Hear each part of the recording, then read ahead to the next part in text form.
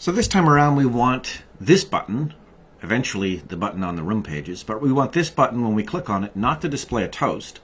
We want it to display the kind of form that we see right here with the nice pop-up calendars and so on and so forth. And we can do that. And we can do that by making our module smarter.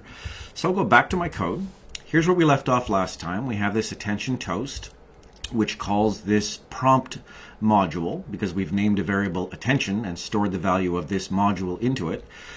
We need to create a new function as part of this module, and we will call that function custom, because we never know what kind of HTML we're going to display in that pop-up.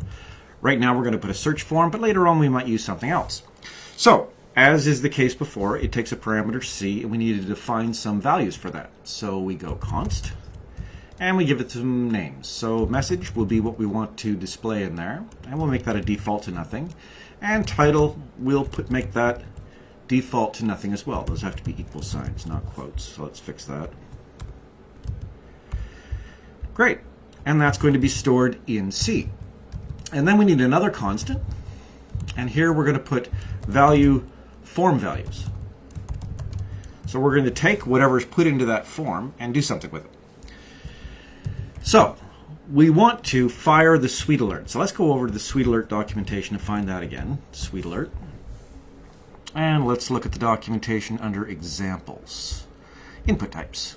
So all the way down at the very bottom of input types, it gives me an example for how I can do something like this. Multiple inputs. And that's what I want. I want two inputs. I want them beside each other. I don't want them one on top, but I want nice labels and I want a pop-up calendar. But this seems to be the kind of feature that we want. And when I click that, it shows me what you've entered into it. So I could just copy this whole thing and use that as a starting point and get rid of what I've typed already and paste it in here. Now when I do that, you'll notice that the word await is underlined, and it says the await operator can only be used in an async function. And that's an asynchronous function.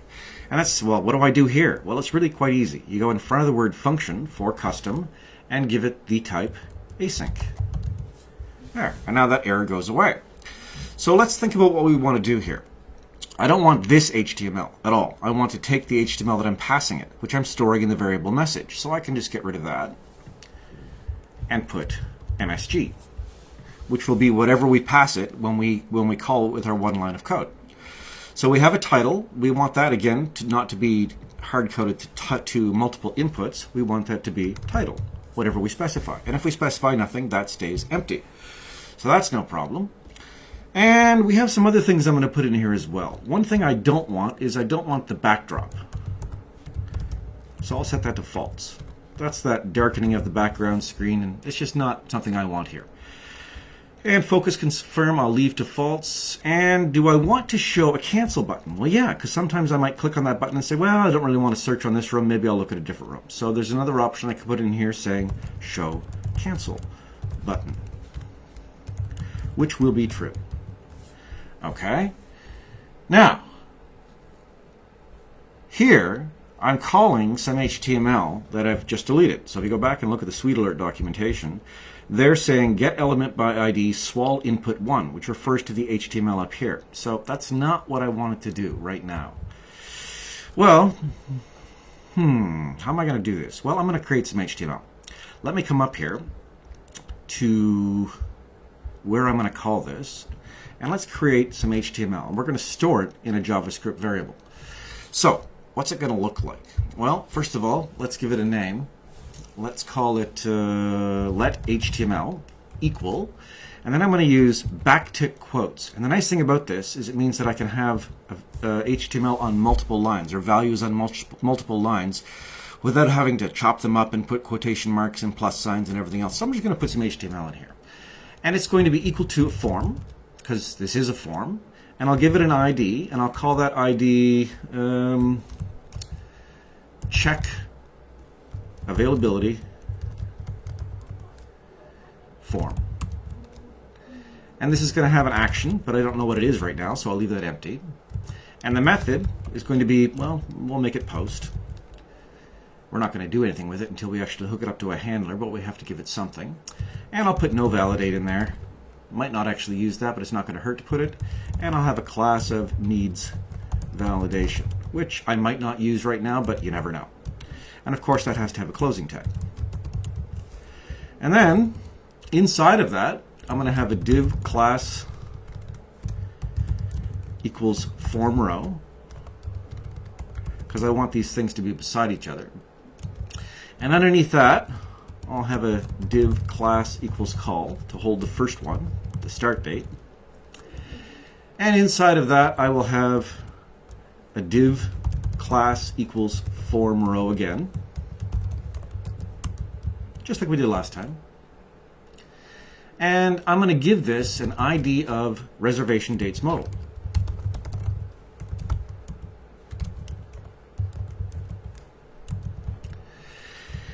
And then inside of that, I will have my div class equals call.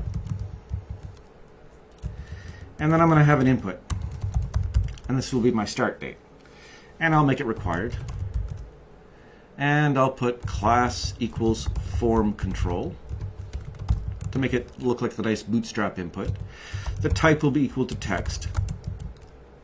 The name, I'll make this start. And the ID, I'll make start. And I'll give it a placeholder, just like I did in the last time we built this form. All right, and then I'll close that call,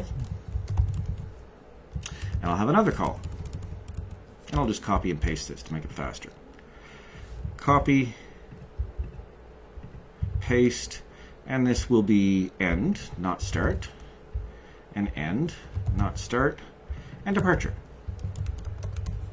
All right. Then I need to close my form row. Then I need to close my call. And then I need to close the wrapper div for the form row. All right, so that should be it for the HTML. Now I've given it a name of start and an ID of start, a name of end and an ID of end. So let's go back down to our JavaScript and think about this. So for the purposes of this exercise, all we have to do is get start and end, I believe. Yeah, start and end. So start and end. And save that. Okay, so let's go down here and see how close we're getting. So we have this thing we're calling custom, and we want it to be called by custom. And we go back up to our top where we're calling this, and where is it? Here it is. So custom, and the message will be not oops, it'll be this variable HTML that I just created. All right, let's save that and see what happens. So I go back over to here, and I find my page, and I reload this and see if we're getting close at all. Hey, that looks not bad at all. Maybe we should put a title in there so we can cancel this. So let's call it with the title.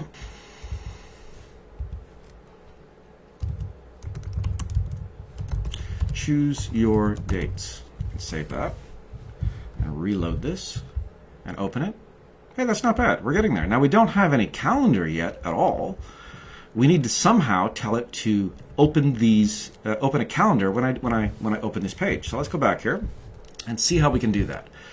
Well, if we go back down to our JavaScript, what we want is after or just before it displays this HTML that's stored in the variable message and is called here, we need to call some JavaScript. So how are we going to do that? Well, let's go back to our documentation on SweetAlert and see if there's anything that will allow us to do this. Okay, so let's see, methods. Maybe it's got something here. We want it to search just before it opens. So let's just look for the word open. Hey, look at that. Will open. So let's see what will open does. Let's copy that, find it. Will open. Pop-up lifecycle hook. Synchronously runs before the pop-up is shown on the screen. That's exactly what I want. So let's put a function in here, or a call to will open. And what's it going to look like? Well, will open is going to, just like pre-confirm, run this way. And what do we want it to do? Well, we want it to display that pop-up calendar. So we can do it the same way we did on the other screen. We could just say const element, which is just a variable. I'm just going to call it that, equals document get element by ID. And what did I call that? I think I called it reservation dates modal. Let's make sure. Yeah, reservation dates modal. So there, let's copy that. We're getting that element by ID. Back down here, reservation dates modal. So we're getting a reference to that element. And then we want to call our date picker. RP range picker equals new date range picker on the element, and then in curly brackets format, we use the same format we did last time, year, month, day, and show on focus I'll set to true.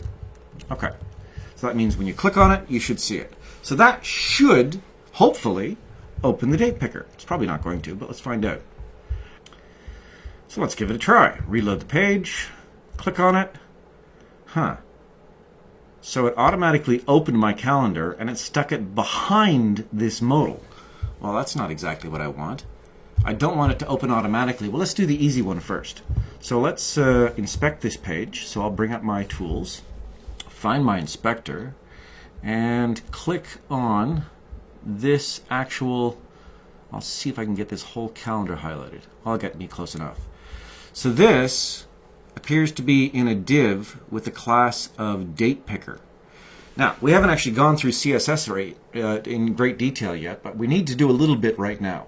I need to override the default class, CSS class, for the div date picker right here, which is the whole calendar, and I need to change it so that it displays on top or closer to us than the actual modal, and that's called z-index. Well, we can fix that pretty easily.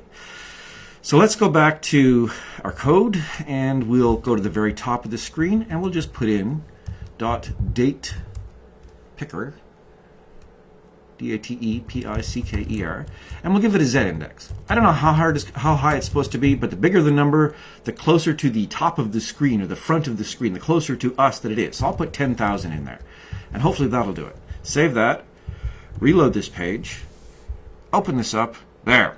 So now it's displaying at least where it should be, but I don't want this to fire automatically. And what's making that happen? Well, what's making it happen, you notice the blue around this? Firefox puts blue around it, so does Chrome. If your browser doesn't, you'll at least see the blinking cursor in there. What this means is that Sweet Alert automatically puts the focus in the first element on this dialog, and I don't want it to do that. Well, I mean, I can't really stop it from doing that, but I need to make sure that when this dialog fires, when the modal comes up, that date picker doesn't automatically display the calendar. So how am I going to do that? Well, we need to look at another lifecycle hook that's part of this, okay? So what I'm going to do is change my HTML. I'm going to make this input disabled, which means it can't take the focus. I just do that by putting the word disabled in there. And I'll do the same thing for the second one. Otherwise, it'll probably just display the calendar there for the end date. So let's save that, reload this. I can close my inspector now because I'm not looking for HTML or CSS. And it should pop the dialog and not pop the calendar, and these should be disabled, and they are. Okay, so now at least I've got it so it doesn't show the calendar. But I want, after this dialog comes up, I need to get rid of that disabled attribute on both of those inputs. So how am I going to do that? I'll go back down here and use another lifecycle hook. So if we go back to our Sweet Alert, you'll see there's another one that's called did open. Let me just search for it, did open. And this says pop-up lifecycle hook. Asynchronously runs after the pop-up has been shown on the screen. All right, so that's easy enough to do. That's exactly what I want. So I will now put here a call to did open. And all I want it to do, we need to use the same syntax that we did for the other ones. So empty brackets, the pointer, and inside these double quotes, all I want to do is to say document, get element by ID, start, and then I want to remove the attribute disabled. And the JavaScript to do that is, not surprisingly, called remove attribute, and the attribute I want to remove is disabled. And I'll do the same thing for end. So what it's going to do, when this is called, it's going to call it with the title that I've provided, whatever HTML I provide. I'll turn the backdrop to false. I'm not going to confirm the focus button or put the focus on the confirm button. I am going to show a cancel button. Before it opens, it's going to call the date picker, initialize the date picker on the element with the ID of reservation dates modal. So that's the wrapper around the two inputs. Then I specify the date format and whether or not I want it to show on focus to say true. And then, after it's opened, it's going to remove the disabled attribute on the start and the end inputs. So I save this. I go back here. This should work. Let's reload this. Pop it up. And there's my calendar. Now let's make sure it actually chooses dates. So I'll choose November the 23rd, and then I'll choose November the 24th. And then when I click OK, because all we're telling it to do right now is just to show us what was entered, on pre-confirm, it's going to return whatever's in the start and whatever's in the end. So hopefully, when I click OK, I get my start and I get my end. There it is, November 23rd, November 24th. All right, so we can use that on our room button, or the button on our room pages. So it doesn't do anything yet, and I'm not going to bother moving it now until I actually chop up the HTML and create our Golang templates, but it seems as though we have the functionality we need to be able to search that, or to display that search form in a pop-up dialog. All right, almost time to cut things up and put them into Golang templates.